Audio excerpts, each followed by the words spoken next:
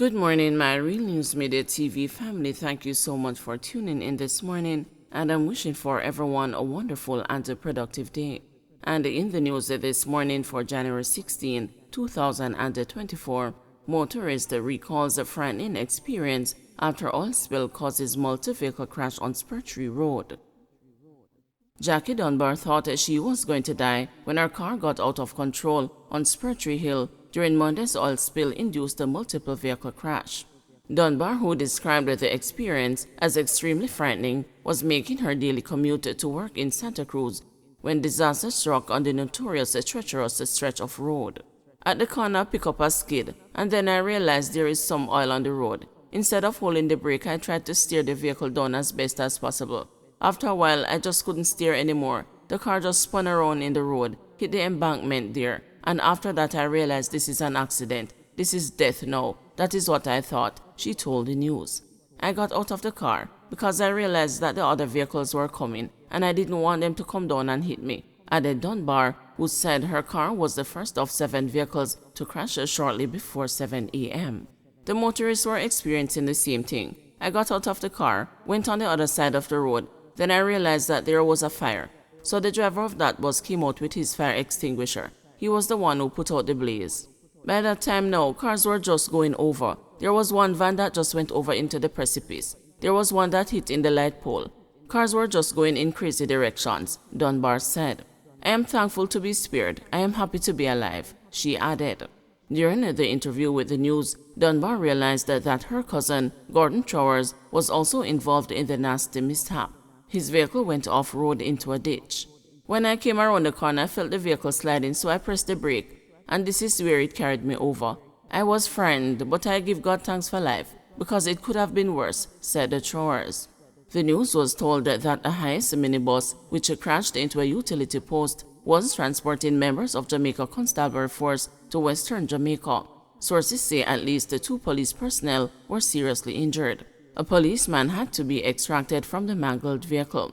Jamaica Fire Brigade District Officer Fitzroy Donaldson explained that it took some time to remove the policeman. The injured cop was transported to hospital in the back of a police pickup assigned to Manchester. Our extrication equipment was used to remove a male victim from a grey Hiace motor van. The extrication process took about 20 minutes. We managed to have him transported in a police vehicle to the hospital, Donaldson said. He suggested that more resources are needed to respond to crashes. Resources are not readily available to respond to incidents like these. I wish that could change, the fireman said. He explained that water was used to wash the oil from the road.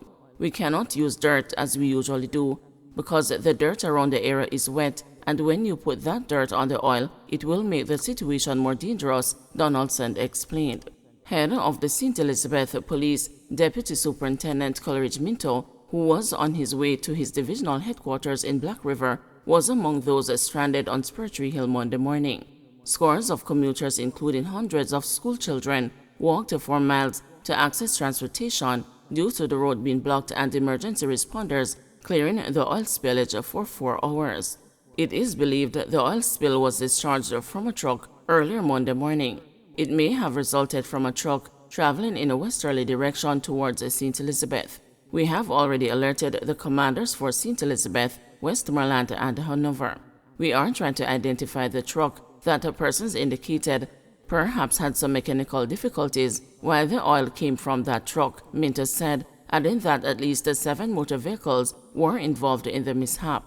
Some vehicles made contact with each other, while others were just single vehicle damage. One unmarked police vehicle also hit into a light post, which resulted in several of our members sustaining severe injuries, he added. The St. Elizabeth Police Chief said he will be coordinating with the Manchester Police to monitor the road.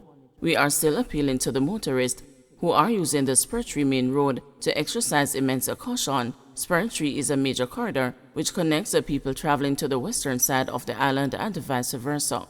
We are aware that there are some large units that carry aggregate, and at times there is spillage of this. I will be speaking with my Manchester counterpart as well as my own police in St. Elizabeth to ensure that we do some active policing on those corridors to ensure that particularly the heavy units coming through the space meet the regulations in terms of their load and weight. If necessary, we will engage the Island Traffic Authority to be a part of those operations, he said. Elizabeth and the points west. Heavily laden, slow-moving trucks often hinder traffic on the steep hill, and there have been a number of fatal crashes involving trucks down the years. Road safety experts say inexperienced drivers, overweight and defective vehicles are among the main causes for mishaps on the crash-prone road. Recently, Prime Minister Andrew Holness reiterated plans to extend Highway 2000 further west, bypassing the crash-prone Spur Tree Hill Road.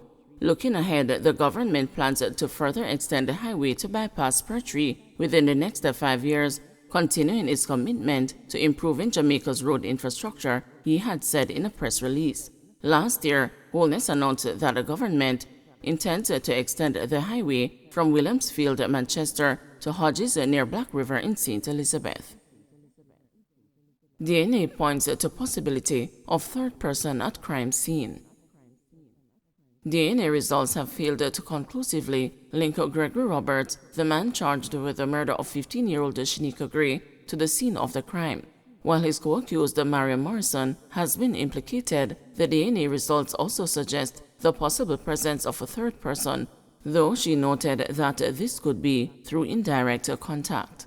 The revelations came in the St. James Circuit Court on Monday during DNA analysis presented by Chief Forensic Officer for the DNA Unit of the Institute of Forensic Science and Legal Medicine, Dr. Crystal B. Pott. From the inception of the case, Roberts had maintained his innocence and instead pointed the finger at Morrison. Morrison pleaded guilty in September 2022 after entering a plea deal with the state and was sentenced to life in prison a month later.